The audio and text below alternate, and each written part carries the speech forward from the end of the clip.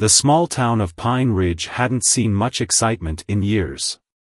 Most days, the local sheriff's department dealt with minor disputes, occasional drunk drivers, and the odd trespassing complaint.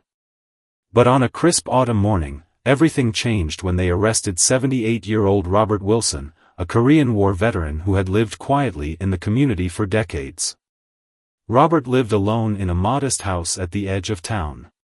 His wife had passed away 5 years earlier, and his children had moved to different states for work. The only family he had nearby was his grandson, Thomas, who visited whenever he could get leave from his military duties. That morning, Robert had gone to the local hardware store. His fence needed fixing after recent storms had damaged several sections. While examining some wood panels, he accidentally knocked over a display, causing a small commotion. The store owner, Dale Jenkins, had always disliked Robert because of an old land dispute. Dale immediately called the police, claiming Robert had become aggressive and threatening. 2 young officers responded to the call. Fresh out of the academy and eager to prove themselves, they arrived at the scene with sirens blaring. The commotion drew attention from other shoppers who gathered to watch. "Sir, we received a complaint about disruptive behavior," Officer Patterson said, approaching Robert with a hand resting on his holster. Robert stood confused, still holding a piece of wood trim. "There's been a misunderstanding. I just knocked over some items by accident." Dale interrupted. He was waving that piece of wood around, threatening me when I asked him to pay for the damages. Robert shook his head. "That's not true. I offered to help clean up and pay for anything broken." Several onlookers nodded in agreement with Robert, but the officers had already made up their minds about the situation. They asked Robert to put down the wood and place his hands behind his back. "This is ridiculous," Robert protested, his arthritis making it painful to move as they directed. "I served this country. I've lived here for 40 years without trouble."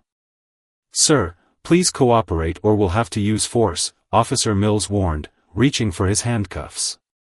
Robert's face flushed with a mix of embarrassment and anger. "Call my grandson. He'll sort this out." The officers exchanged looks and proceeded with the arrest despite protests from other customers. They handcuffed the elderly man, his wrists barely fitting in the restraints due to his swollen joints. Robert winced in pain but maintained his dignity as they escorted him outside. Mrs. Chen, who owned the flower shop across the street, recorded the incident on her phone. She had known Robert for years and couldn't believe what she was seeing. As they placed Robert in the back of the police car, she called his grandson using the number Robert had given her for emergencies. At the police station, Robert sat quietly in a holding cell. His military training from decades ago helped him stay calm, but the humiliation of being arrested at his age weighed heavily on him. The cold metal bench aggravated his back problems, and the officers had taken his medication during processing. "I need my heart medication," Robert informed a passing officer. "It's in the bag you took from me." "We'll get to it when we process your belongings," the officer replied dismissively. Hours passed. Robert's request for a phone call was delayed repeatedly. The small station was understaffed, and they claimed to be handling more urgent matters. In reality, they were in no hurry to process an elderly man accused of a minor disturbance. Meanwhile, thousands of miles away, Thomas Wilson was completing a training exercise when his satellite phone rang. He had just finished leading his team through a grueling simulation designed to prepare Navy SEALs for extraction missions. At 32, Thomas had already served multiple tours in conflict zones around the world, earning numerous commendations for his leadership and tactical expertise. "Wilson," he answered, stepping away from his team. Mrs. Chen's voice came through, filled with concern. "Thomas, it's Mrs. Chen from Pine Ridge. Your grandfather has been arrested at the hardware store. They took him away in handcuffs." Thomas's expression hardened. "What's the charge?" "They're saying he caused a disturbance, but it's not true." Dale Jenkins called the police after your grandfather accidentally knocked over a display. I recorded some of it on my phone. Send me the video, Thomas instructed, his mind already calculating the fastest way to get home. Did they take him to the county sheriff's office? Yes, the main station in town. He looked in pain, Thomas. They weren't gentle with him. Thomas felt a cold anger building inside him, but his training kept his emotions in check. I'm on my way. Please keep an eye on the situation if you can. He ended the call and immediately approached his commanding officer, Captain Harris. Sir, I have a family emergency. My grandfather, a Korean War veteran, has been arrested under questionable circumstances. He's 78 and has medical needs. Captain Harris knew Thomas well enough to understand he wouldn't request leave without serious cause. How long do you need? 3 days should be sufficient, sir. Granted. Keep me updated. Thomas nodded gratefully and rushed to pack essential items. Within an hour, he had arranged transport on a military flight heading stateside that would get him within driving distance of Pine Ridge. During the flight, he reviewed the video Mrs. Chen had sent. The footage clearly showed his grandfather being handled roughly despite not resisting. Thomas noted the officers' names from their uniforms and began researching the department on his phone. The Pine Ridge Sheriff's Department was small, with only 15 full-time officers. Their record showed several complaints about excessive force in recent years, but no serious consequences had followed. Thomas also made calls to several contacts he'd made during his military career, a lawyer specializing in veterans' rights, a former SEAL who now worked as a journalist covering police accountability issues, and a local senator's aide who owed Thomas a favor. Back in Pine Ridge, Robert's situation wasn't improving. The holding cell had filled with weekend arrests, mostly drunk drivers and a couple of rowdy teenagers. Despite being the oldest person there by decades, Robert received no special consideration. His requests for his medication were still being ignored, and he was beginning to feel chest pains. "Officer," he called out, his voice weaker than before. "I really need my heart medication now." A different officer finally paid attention. "Let me check on that," he said, seeming concerned about Robert's pale complexion. When the officer returned with the medication, he also brought news. "Your grandson called. Says he's on his way here." Robert felt relief wash over him. "Thomas is coming? Did he say when?" "Just that he'd be here as soon as possible." Seemed pretty determined. The officer paused. "What does your grandson do exactly?" Robert managed a small smile despite his discomfort. "He serves our country, just like I did. Only his job is a bit more specialized." The officer nodded and left, but his interaction had drawn attention from the other officers. One of them, a senior deputy named Henderson, overheard the conversation and checked Robert's file. "Wilson. Thomas Wilson," he muttered, typing the name into the department database. When military credentials appeared on his screen, Henderson's expression changed. He called over Officer Patterson, who had made the arrest. "Did you know this old man's grandson is some kind of hot shot in naval special warfare?" Patterson shrugged. "What does it matter? The old guy was causing trouble." Henderson, who had served in the army before joining law enforcement, gave his colleague a stern look. "It matters because SEAL team guys aren't people you want to piss off, especially when it comes to family. Did you even check if he needed medical attention before tossing him in the cell?" The younger officer shifted uncomfortably. "He seemed fine." Henderson shook his head and walked away, muttering about rookies not knowing what they were getting into. As night fell over Pine Ridge, Robert tried to get comfortable on the hard bench, his joints aching and his spirit weary. But despite his discomfort, he knew Thomas was coming. And in all his years, he had never known his grandson to fail at a mission. Miles away, a rental car sped down the highway, driven by a man whose face showed no emotion but whose eyes burned with quiet determination. Thomas Wilson had fought battles across the globe, but this one was personal. His grandfather had raised him after his parents died, teaching him about honor, respect, and standing up for what was right. Now it was his turn to stand up for the man who had shaped him into the warrior he had become. Pine Ridge Sheriff's Department had no idea what was coming their way. Dawn was just breaking over the horizon as Thomas crossed the county line. A new day was beginning in Pine Ridge, and with it would come a reckoning that the small-town police force never saw coming. The Pine Ridge Sheriff's Department started its morning shift change at 6 a.m. Officers shuffled in, grabbing coffee and chatting about weekend plans. None of them noticed the black rental car parked across the street or the man watching the building with calculated patience. Thomas had arrived 30 minutes earlier, but he wasn't going to rush in without assessing the situation. His military training had taught him that information and timing were often more powerful than force.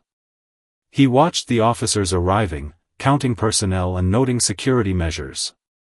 Inside the station, Robert had spent an uncomfortable night. His back ached from the hard bench, and the noise from other detainees had made sleep nearly impossible. When a new officer brought him a bland breakfast, Robert asked again about his situation. "When will I see a judge? I've been here all night for knocking over a store display." The officer checked his clipboard. "Looks like you're scheduled for arraignment at 10 a.m. The charge is disorderly conduct and resisting arrest." "Resisting arrest?" Robert's voice rose slightly. "I never resisted anything." The officer shrugged, clearly not invested in Robert's case. "Take it up with the judge." At 7:15 a.m., the front door of the station opened, and Thomas walked in. He was dressed in civilian clothes, jeans, a dark blue button-up shirt, and a leather jacket. Nothing about his appearance screamed military except his bearing, straight-backed, alert, and purposeful. His eyes scanned the room, cataloging exits, personnel, and potential obstacles. The desk sergeant looked up, noting the visitor's intense gaze. "Can I help you?" "My name is Thomas Wilson. My grandfather, Robert Wilson, was arrested yesterday. I'm here to secure his release." The sergeant typed the name into his computer. "Yes, he's in holding. Arraignment is at 10 a.m. "I'd like to see him now," Thomas said, his voice polite but firm. "Visiting hours start at 9. "You'll have to wait." Thomas placed his military ID on the counter. "I've just flown 16 hours to get here. I'm on active duty with limited leave. I'd appreciate some consideration." The sergeant examined the ID, his eyebrows rising slightly. He looked back at Thomas with newfound respect. "Let me see what I can do." While the sergeant made a call, Officer Patterson walked in from the break room. He overheard the conversation and approached the desk. "You're Wilson's grandson?" Patterson asked, sizing Thomas up. Thomas turned, his eyes meeting Patterson's. "I am." "You're one of the arresting officers." It wasn't a question. Patterson shifted uncomfortably under Thomas's steady gaze. "Your grandfather was causing a disturbance. We were just doing our job." "I've seen the video," Thomas replied calmly. "My grandfather is 78 years old with arthritis and a heart condition. Was it necessary to handcuff him for knocking over a store display?" Before Patterson could respond, Deputy Henderson appeared from the back office. "Mr. Wilson, I'm Deputy Henderson. I can take you to see your grandfather now." Thomas nodded to the deputy, then turned back to Patterson. "We'll continue this conversation later." As Henderson led Thomas through the security door, he spoke quietly. "I served Army Rangers, 2 tours in Afghanistan. When I saw your credentials, I figured this wasn't a visit we wanted to complicate." Thomas acknowledged the comment with a nod. "I appreciate that. How's my grandfather?" "He's okay, but he should never have spent the night here." This whole thing is a misunderstanding that got out of hand. They reached the holding area, and Thomas saw his grandfather sitting on a bench in a cell shared with two other men. Robert looked tired and uncomfortable, but his eyes lit up when he saw Thomas. 2 minutes, Henderson said, unlocking the cell. I'll make sure you're not disturbed. Thomas stepped inside, and Robert stood to embrace his grandson.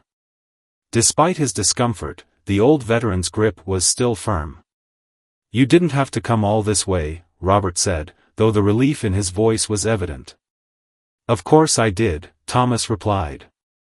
Mrs. Chen called me. She sent me the video. Robert shook his head. It's just a misunderstanding. It's more than that, Thomas said, helping his grandfather sit back down. They added resisting arrest to the charges, and they ignored your medical needs. That's not a misunderstanding, that's negligence. Thomas quickly assessed his grandfather's condition. Did they give you your medication? Eventually. After several hours. Thomas's jaw tightened, but he kept his voice calm. I've made some calls. A lawyer is meeting us at the arraignment. We're going to get you out of here and address what happened properly.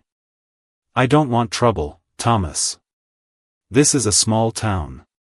And small towns should still respect their veterans, Thomas replied. This isn't about causing trouble. It's about accountability.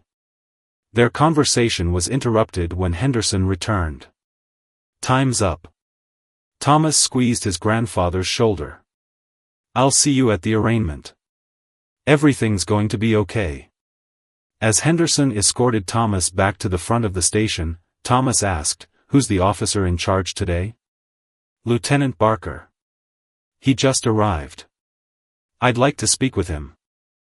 Henderson hesitated, then nodded. Wait here. Thomas stood in the main area, observing the station operations. A few minutes later, a door opened, and a middle-aged man with captain's bars approached. Mr. Wilson, I'm Captain Reynolds, not Lieutenant Barker. I oversee this department. Deputy Henderson said you wanted to speak with whoever's in charge. Thomas extended his hand. Thank you for your time, Captain. Reynolds gestured to his office. Once inside with the door closed, Reynolds spoke first. I've reviewed your grandfather's file. This arrest should have been handled differently. I agree, Thomas said. My grandfather is a Korean War veteran with medical conditions. He spent the night in a cell for accidentally knocking over a store display. The complaint filed by Mr. Jenkins claimed threatening behavior. The video evidence contradicts that claim. Multiple witnesses also contradict it. Reynolds leaned back in his chair.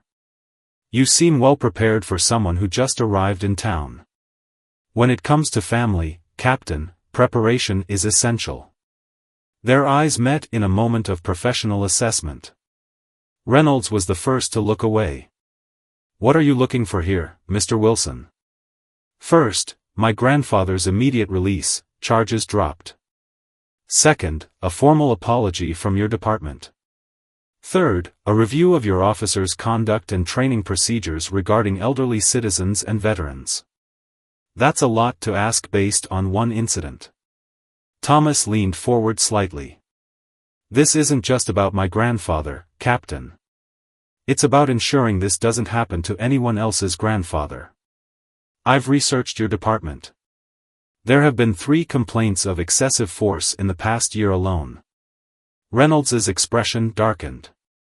You've been busy. Like I said, preparation is essential. The captain was silent for a moment, weighing his options. Finally, he nodded. I'll speak to the district attorney about dropping the charges. Your grandfather can be released into your custody pending that discussion. And the other matters? One step at a time, Mr. Wilson. Let's start with getting your grandfather home. Thomas stood. Thank you, Captain. I look forward to a positive resolution. As he left the office, Thomas knew this was just the beginning. His grandfather would be released, but the underlying issues remained. The small-town police department had operated unchecked for too long. Sometimes, change required someone willing to stand firm against injustice. And if there was one thing Thomas Wilson had learned as a Navy SEAL, it was how to stand firm when others would falter. By 9:30 a.m., the small courthouse adjacent to the sheriff's department was filling with people. Local residents who had heard about Robert's arrest showed up to show support for the respected veteran. Mrs. Chen had spread the word, and several elderly veterans from Robert's weekly coffee group arrived wearing their service pins. Thomas sat in the front row, dressed in the same clothes but now with a navy blue tie. Beside him was Diane Powell, a sharp-eyed attorney who specialized in cases involving veterans. She had arrived an hour earlier, reviewed the case details, and immediately filed several motions. "This is straightforward," she told Thomas quietly. "The video evidence contradicts the complaint. The excessive force used on an elderly veteran with health issues is indefensible. We have 8 witness statements collected overnight." Thomas nodded. "Will the judge dismiss the case? Judge Franklin has a son in the Marines. He's fair but strict. He won't appreciate his court being used for what amounts to a personal vendetta by this store owner." The side door opened, and Robert was led in, no longer in handcuffs but still wearing the clothes from yesterday. Thomas noted how his grandfather's shoulders remained squared despite his obvious fatigue. A lifetime of military bearing didn't fade easily. Captain Reynolds entered through the main door, surprising the officers already present. He normally didn't attend arraignments for minor offenses. He nodded slightly to Thomas before taking a seat in the back. At precisely 10 a.m., the bailiff called the court to order, and Judge Franklin entered. After the preliminary procedures, Robert's case was called first. "Your Honor," Diane began, "we move for immediate dismissal of all charges against Mr. Wilson. We have video evidence and multiple witness statements contradicting the complaint that led to his arrest." The prosecutor, a young man who seemed unprepared for the morning's first case, cleared his throat. "Your Honor, the state is still reviewing the evidence." "Were you aware, Counselor," the judge asked, looking over his glasses at the prosecutor, "that the defendant is a decorated Korean War veteran with no prior record who spent the night in jail for allegedly knocking over a store display?" "I was just assigned this case this morning, Your Honor." Judge Franklin turned to Captain Reynolds. "Captain, would you care to explain why this case is before my court?" Reynolds stood. "Your Honor, after reviewing the evidence, the department acknowledges that this matter should have been handled differently. We have no objection to the motion for dismissal." The judge's eyebrows rose slightly. He turned to Dale Jenkins, who sat scowling in the gallery. "Mr. Jenkins, as the complainant, do you have anything to add?" Jenkins stood. "That old man threatened me. He's been difficult for years over that property line dispute." "So this complaint is related to a previous civil matter between you and Mr. Wilson?" the judge asked sharply. Jenkins faltered, realizing his mistake. "Well, no, this was about him causing damage in my store. The damage being a knocked-over display that, according to witness statements, Mr. Wilson immediately offered to pay for and help clean up." The judge shuffled some papers. "I have statements from 3 customers who were present, all saying no threats were made." Thomas watched Jenkins squirm under the judge's scrutiny. The man was revealing his true motivations without realizing it. "Case dismissed," Judge Franklin declared, bringing down his gavel. "Mr. Wilson, you are free to go. The court apologizes for this waste of your time and the discomfort you've endured." Robert nodded respectfully to the judge. Thomas and Diane joined him as they walked out of the courtroom. Captain Reynolds intercepted them in the hallway. "Mr. Wilson," he addressed Robert, "on behalf of the Pine Ridge Sheriff's Department, I extend our apologies for this incident. If you'd be willing, I'd like to meet with you tomorrow to discuss how we can make this right." Robert looked at Thomas, who gave a slight nod. "That would be acceptable, Captain," Robert replied. As they walked out of the courthouse, several reporters from local papers waited. News traveled fast in small towns, especially when it involved one of their respected veterans. "Mr. Wilson," called out a reporter, "do you plan to sue the department?" Before Robert could answer, Thomas stepped slightly forward. "My grandfather has served this country honorably. All he expects is the same respect and dignity he's shown others throughout his life. The department has acknowledged their mistake, and will be meeting to discuss appropriate next steps." Another reporter pushed forward. "Are you really a Navy SEAL?" Thomas smiled slightly but didn't answer. Robert placed a hand on his grandson's shoulder with pride. "My grandson serves his country, just as I did. That's all that matters."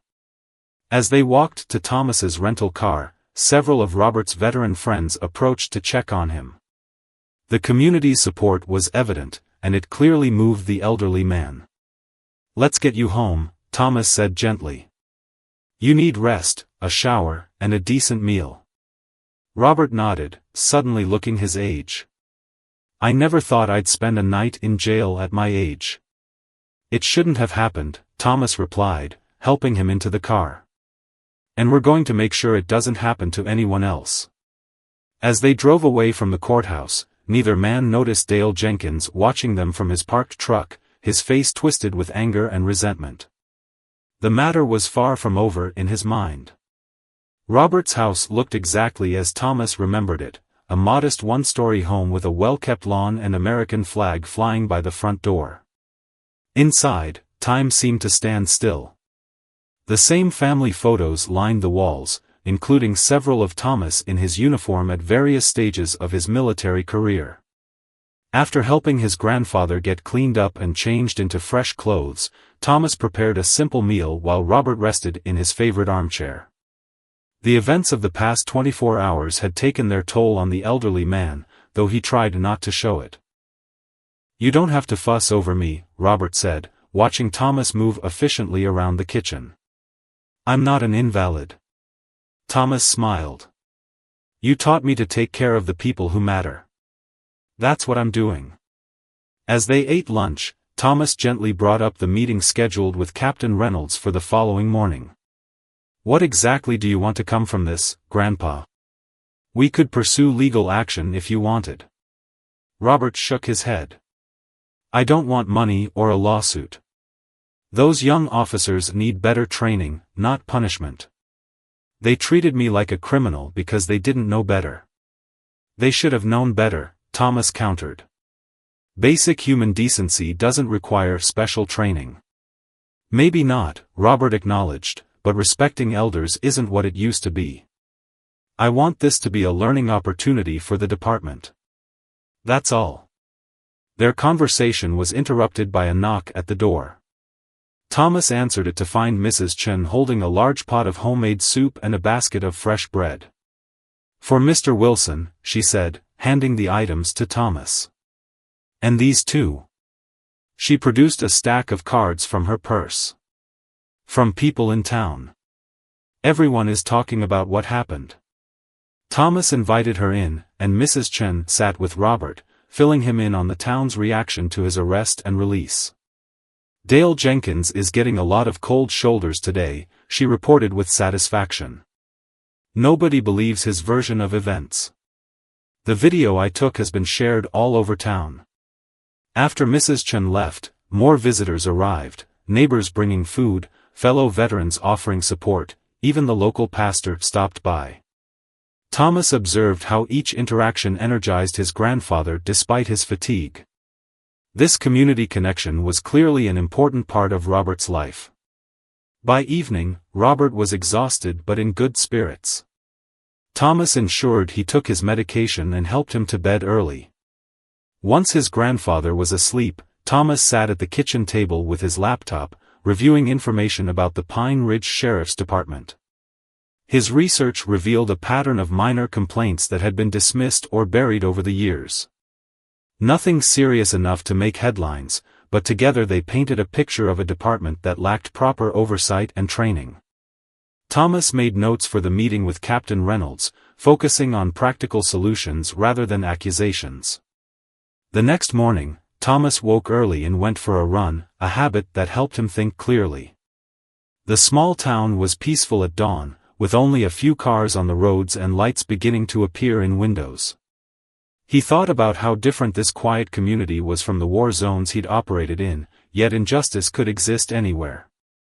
When he returned, he found Robert already up and dressed in a crisp button-up shirt and slacks, his Korean War veteran cap placed carefully on the table.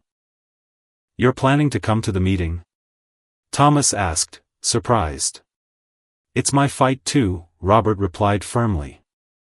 "I may be old, but I can still stand up for myself." Thomas nodded with respect. "Yes, sir, you can." They arrived at the sheriff's department at precisely 10 a.m.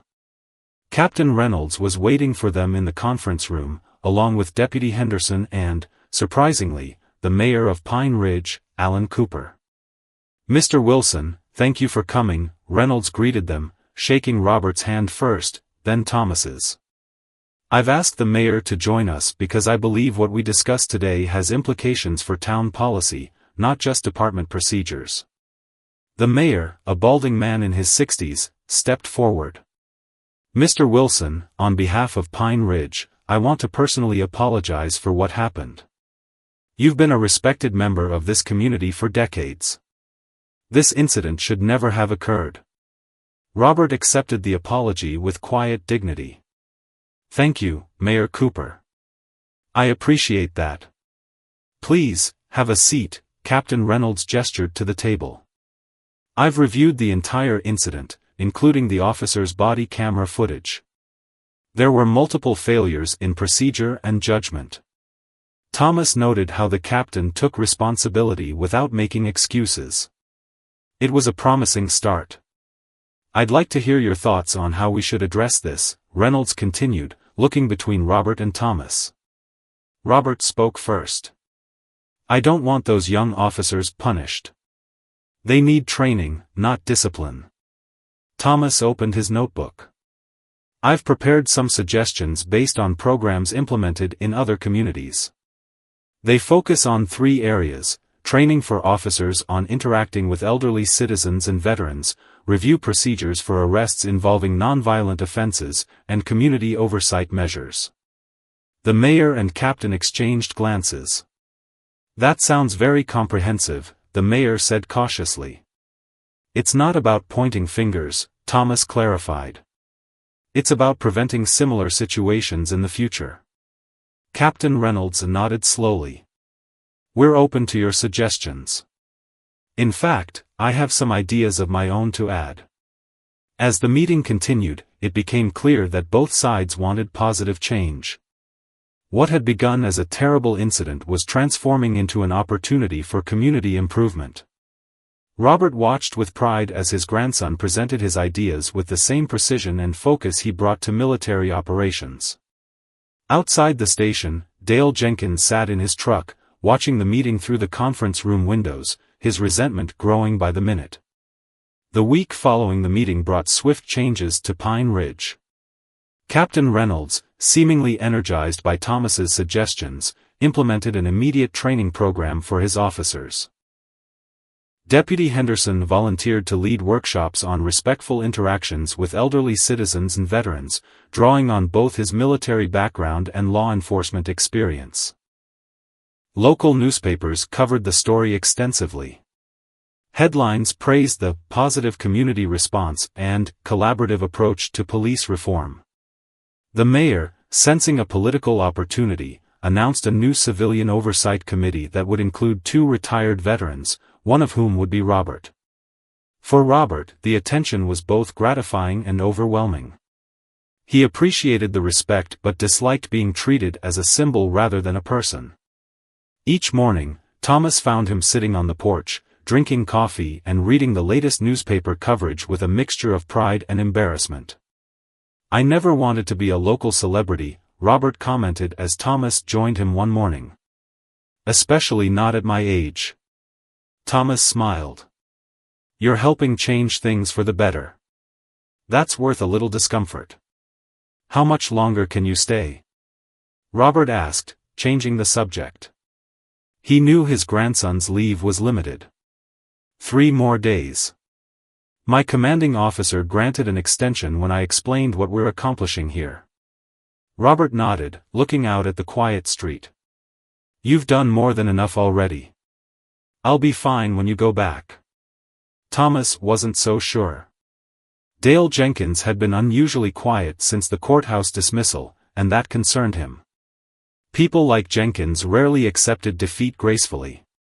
That afternoon, Thomas met with Diane Powell at a local cafe to discuss the progress of the police department reforms. The new training protocols are impressive, Diane said, reviewing the documents Thomas had shared. Reynolds moved faster than I expected.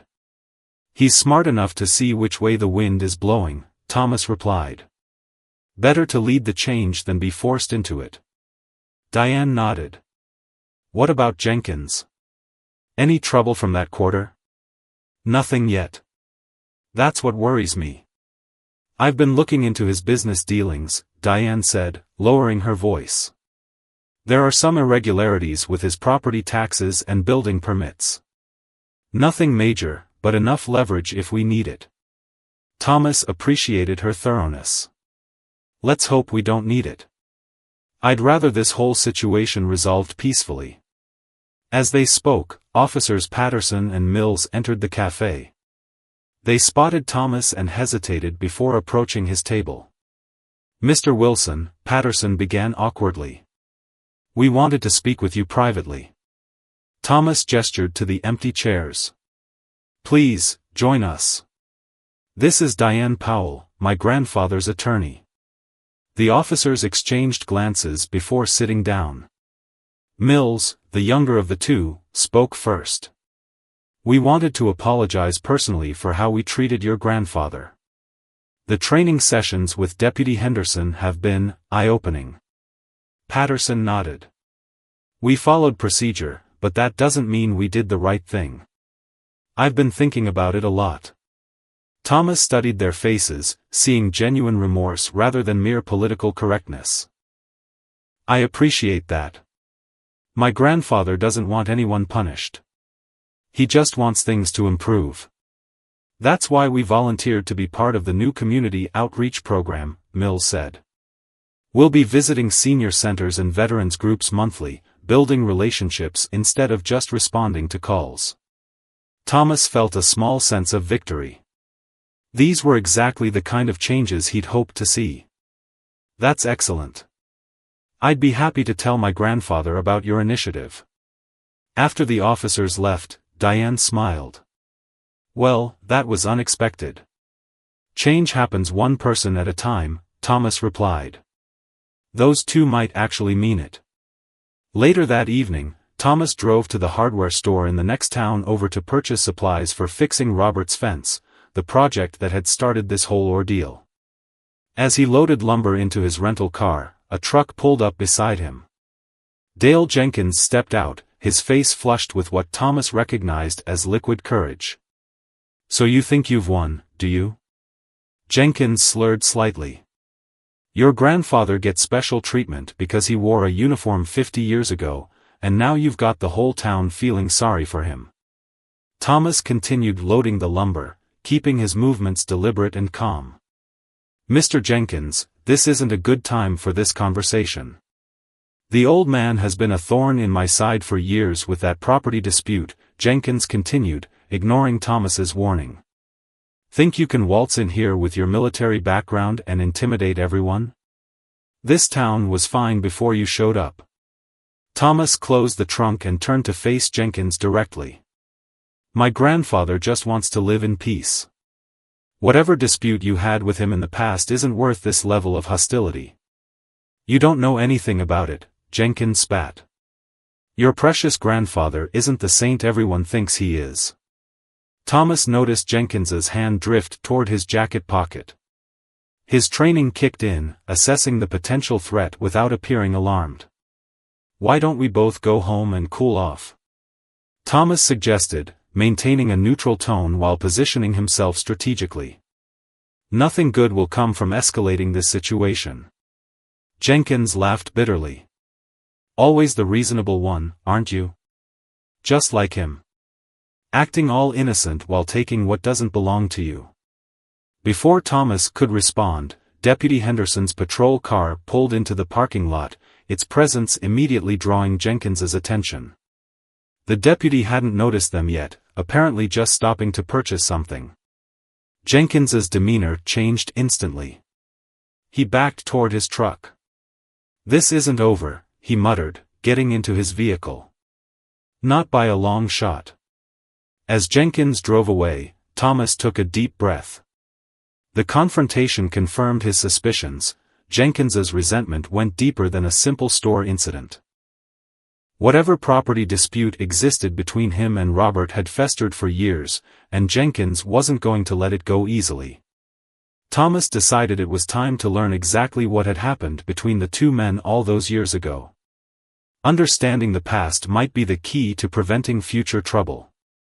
That evening, Thomas helped Robert repair the fence that had started this whole chain of events. As they worked side by side, Thomas carefully brought up the subject of Dale Jenkins. "Grandpa, what's the real story between you and Jenkins?" He mentioned a property dispute, but he seems to hold a grudge that goes beyond typical neighbor issues. Robert paused, hammer in hand, and sighed deeply. "I was hoping to leave that in the past." "Jenkins isn't letting it stay there," Thomas replied. "I ran into him today. He was drunk and angry, making veiled threats." Robert nodded slowly, as if he'd expected this. "Help me sit down. This is a long story." They moved to the porch chairs, and Robert gazed out at the land he'd owned for decades before speaking. 30 years ago, Dale's father, Howard Jenkins, owned the hardware store and the land adjacent to this property.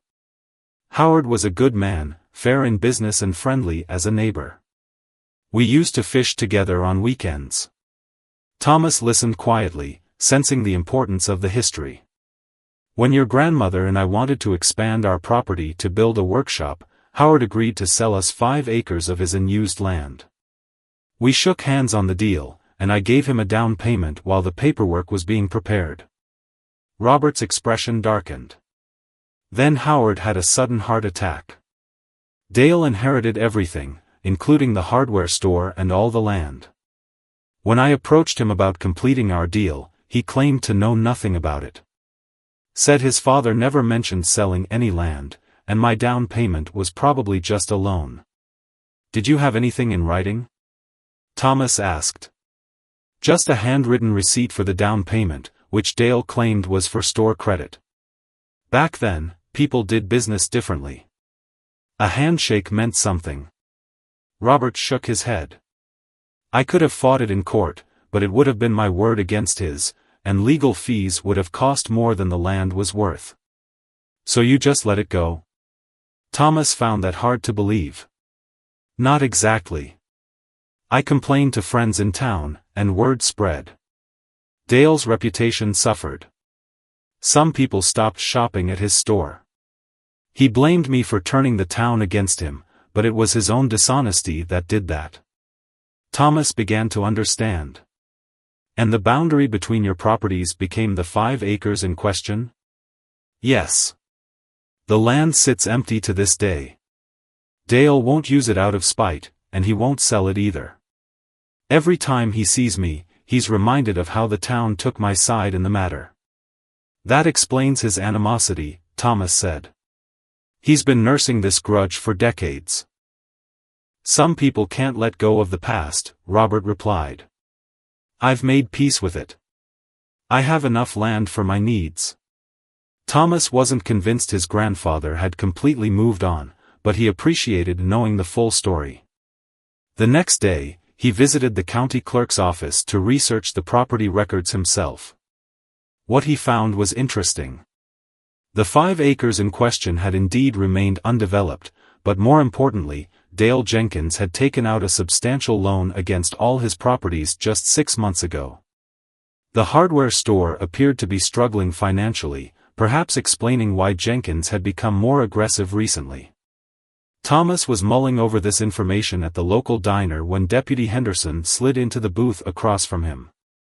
"Thought you might want to know," Henderson said quietly. "Jenkins was picked up for DUI last night after you saw him. He was ranting about your grandfather and you. Made some threats that concerned the arresting officer." "What kind of threats?" Thomas asked, instantly alert. "Nothing specific enough for charges, but he kept saying they'll both pay for what they did. He's out on bail this morning." Thomas thanked Henderson for the information. His instincts told him Jenkins was escalating, becoming more unpredictable. With only 2 days left before he had to return to duty, Thomas needed to resolve this situation quickly. That afternoon, Thomas visited Diane Powell again, sharing what he'd learned about Jenkins's financial troubles and the property dispute. "I think I see a path forward," Diane said after considering the information. "The land has been sitting unused for 30 years. There might be a legal avenue through adverse possession laws, though it's complicated because your grandfather never actually occupied the disputed acres. I'm less concerned with getting the land and more worried about Jenkins's increasing hostility," Thomas admitted. "My leave ends soon, and I don't want to leave my grandfather vulnerable." Diane nodded understanding. "Let me make some calls. If Jenkins is in financial trouble, he might be more open to a resolution than you think." Later that evening, Thomas and Robert were finishing dinner when the phone rang. Robert answered, listened briefly, then handed it to Thomas with a worried expression. "It's Mrs. Chen," he said. "There's smoke coming from the direction of Jenkins's store." Thomas grabbed his jacket. "Stay here and lock the doors. I'll call when I know what's happening." He drove quickly to the hardware store, arriving to find several fire trucks already on scene. Flames engulfed the back portion of the building, and firefighters worked frantically to prevent the spread. Captain Reynolds was coordinating police response, keeping onlookers at a safe distance. He spotted Thomas and approached him. "No sign of Jenkins," Reynolds said without preamble. "His truck isn't here either. Fire chief says it looks like arson, started in the storage room with accelerants." Thomas felt a chill that had nothing to do with the evening air. "Any idea where Jenkins might have gone?" Reynolds shook his head. "We've got patrols looking for his truck. Given his statements last night, we're concerned he might be headed for your grandfather's place." Thomas was already moving toward his car. "I need to get back there." "I'll send a patrol car," Reynolds called after him. Thomas drove faster than was strictly safe, concern for his grandfather overriding his usual caution. As he rounded the final bend toward Robert's house, he immediately spotted Jenkins's truck parked haphazardly at the edge of the property. The front door of the house stood open. Thomas approached the house with the silent precision his years of training had instilled in him. No lights were visible inside, which heightened his concern. He circled to the back door, avoiding the gravel path that would announce his presence. Through the kitchen window, he could make out 2 figures in the dim light of the living room. Jenkins stood with his back to the window, gesturing wildly with something in his hand. Robert sat in his armchair, remarkably composed despite the situation. Thomas tried the back door and found it unlocked. He slipped inside, staying in the shadows of the kitchen as he assessed the scene. Now he could hear Jenkins's slurred, angry voice. 30 years I've watched you play the respected town elder while my family name got dragged through the mud, Jenkins was saying. My father wasn't even cold in his grave before you started spreading lies about me. I never lied about anything, Dale, Robert replied calmly. I simply told people what happened. And now you've turned the whole town against me again. The mayor, the police, everyone's taking your side. My store is ruined, and it's your fault. Thomas could now see that Jenkins was holding a pistol, waving it erratically as he spoke. The man was unsteady on his feet, clearly still intoxicated and extremely dangerous. Thomas needed to defuse the situation without startling Jenkins into firing. Your store problems aren't Robert's fault, Thomas said clearly, stepping into view with his hands visible. And setting fire to your own building won't solve anything. Jenkins spun around, the gun now pointed at Thomas. Should have known you'd show up. The hero grandson, he spat. Put the gun down, Dale, Thomas said, his voice calm but authoritative. You're only making things worse for yourself. Worse? Jenkins laughed bitterly. My business is gone. Insurance won't pay for arson. I've got nothing left to lose. That's not true, Thomas replied, taking a slow step forward. You still have choices. Right now, you're facing breaking and entering, maybe making threats. That's nothing compared to what happens if you pull that trigger. Robert spoke up from his chair. Dale, this feud has gone on long enough. It's consumed too many years of both our lives. Jenkins's hand trembled as he kept the gun pointed at Thomas. Easy for you to say. You've got family, respect. What do I have? You have tomorrow, Thomas said simply. And the day after that. But only if you make the right choice now. For a tense moment, the room was silent except for Jenkins's ragged breathing. Thomas maintained eye contact with him, watching for any sign that Jenkins was about to shoot. He calculated the distance between them, knowing he could close it in less than 2 seconds if necessary. The wail of approaching sirens broke the silence. Jenkins flinched, his finger tightening on the trigger. Thomas tensed, ready to move. Dale, Robert said suddenly, struggling to his feet despite his arthritic joints.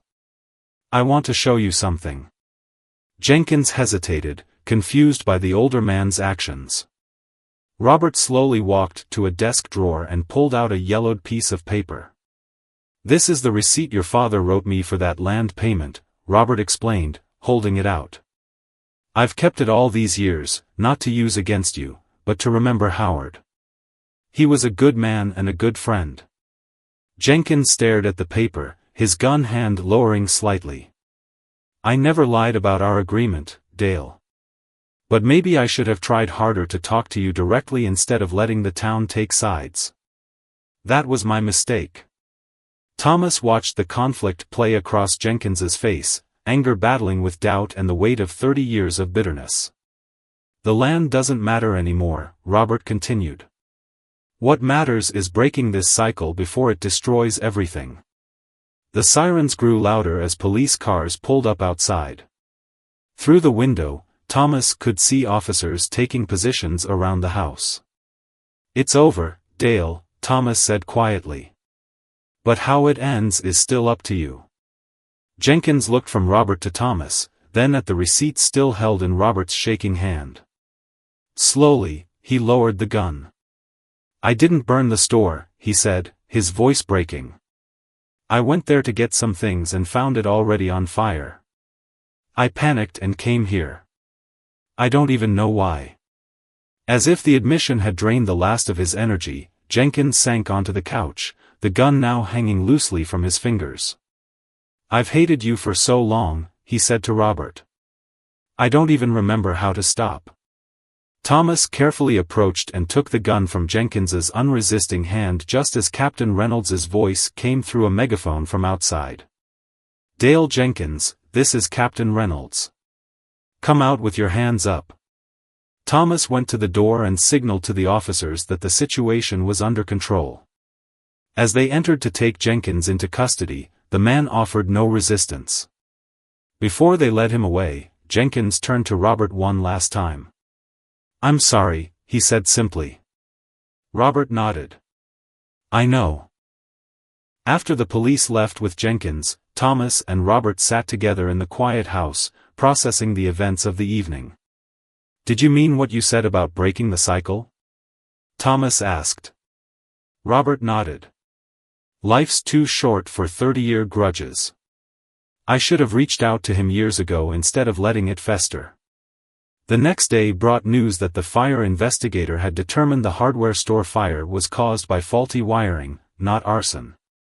Jenkins, now sober and remorseful, had been charged only with trespassing and making threats, not attempted murder or arson. On Thomas's final day of leave, he sat with Robert on the porch watching Diane Powell approach with a folder of papers. "The preliminary agreement," she announced. "Jenkins is selling the disputed 5 acres to Robert at the original price agreed upon 30 years ago, adjusted for inflation. The proceeds will help him relocate and start fresh somewhere else." Robert reviewed the papers and signed them without hesitation. "A proper ending to an old story," he said. As Thomas prepared to depart for his base the following morning, Robert embraced him tightly. "You did more than protect me," the old veteran said. "You helped heal a wound in this community that had been open for far too long." Thomas smiled. "I learned from the best, Grandpa. You taught me that true strength isn't about winning fights, it's about knowing which battles matter and having the courage to end them the right way." As Thomas drove away, he glanced in the rearview mirror at his grandfather standing tall beside the American flag that had flown at his home for decades. Some battles were fought with weapons, others with words and wisdom. Thomas was proud to have learned both kinds of courage from the old soldier who had shaped his life.